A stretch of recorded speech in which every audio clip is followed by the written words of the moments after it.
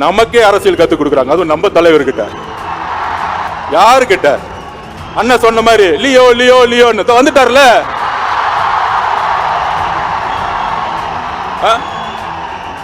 ஏன் வரல ஏன் வரல? கோயம்புத்தூர் 2 நாள் என்ன ஆச்சுன்னு பாத்தீங்கல்ல? பாத்துக்கோங்க. எங்களுக்கு தெரியும் என்ன ஸ்ட்ராட்டஜி பண்ணணும், எங்க தலைவருக்கு தெரியும் எப்ப பேசணும், எங்க தலைவருக்கு தெரியும் எப்பொழுது பிரச்சாரத்தை மக்களுடைய சந்திப்பை உருவாக்கணும், எப்படி ஆட்சியை மாற்றணும். எங்களது தமிழக வெற்றி கழகத்திற்கும் எங்களுடைய தலைவருக்கும் தெரியும். நீங்கள் எங்களுக்கு பாடத்தை எழுப்பாதீர்கள். கோயம்புத்தூர்ல இருந்து குரல் கேட்கலையா? கோயம்புத்தூர் முடங்கிருச்சு 2 நாள். சத்தமா கேட்கட்டும். போதும், இது போதும். சென்னையில் இருக்கவங்களுக்கு இது போதும், கோட்டையில் உட்கார்ந்து இது போதும்.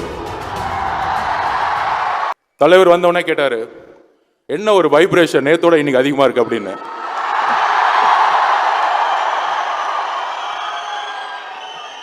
தான் சொன்னேன், இன்னைக்கு கோயம்புத்தூர், கரூர், திருப்பூர் அண்ட் நீலகிரியில இருந்து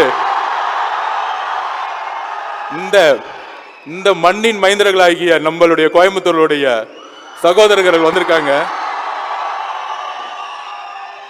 மண்ணுக்கே உரிய ஒரு வெறின்னு சொல்லலாம். இந்த டிவியில உட்கார்ந்து பேசிக்கிட்டு அப்படி நடக்கும் இப்படி நடக்கும் பொருளை பேசிக்கிட்டு பழைய பத்திரிகையாளர் போர்வையில் உட்கார்ந்துக்கிட்டு 50 வருஷமா வயசாயிட்டு திமுக அதிமுக ஒரே அரசியலை பார்த்துட்டு உங்களுக்கு நம்மளுடைய வலிமை தெரியாது. ஒரு வரலாறு உருவாகும் பொழுது பழைய காலத்தை பத்தி தான் பேசிக்கிட்டே இருப்பாங்க. இன்றைக்கு புதிய சிந்தனை என்பதை மக்கள் தான் உருவாக்குவார்கள். பத்திரிகையாளர்னு ஒரு போர்வையில பிம்பத்துல திமுக கட்டமைச்சிருக்கக்கூடிய செய்தியாளர்களால உருவாக்க முடியாதுங்கிற நான் பதிவு பண்ணிக்கிறேன். ஏன் பதிவு பண்றேன்னா, இது பேசுன மாதிரி எல்லா டிவிலையும் டிபேட். தலைவர் விஜய் அவர்களுடைய திட்டம் என்ன? அவர் ரொம்ப தீவிரமா பயணிப்பாரா? அவர் ஏன் 3 நிமிஷம் பேசுறாரு? 3 நிமிஷம் பேசும்போதே கோயம்புத்தூர் இங்க முடங்கி கிடக்குதுன்னா, எங்களுக்கு தெரியும் என்ன ஸ்ட்ராட்டஜி பண்ணணும், எங்க தலைவருக்கு தெரியும் எப்ப பேசணும், எங்க தலைவருக்கு தெரியும் எப்பொழுது பிரச்சாரத்தை மக்களுடைய சந்திப்பை உருவாக்கணும், எப்படி ஆட்சியை மாற்றணும். எங்களது தமிழக வெற்றி கழகத்திற்கும் எங்களுடைய தலைவருக்கும் தெரியும். நீங்கள் எங்களுக்கு பாடத்தை எழுப்பாதீர்கள்.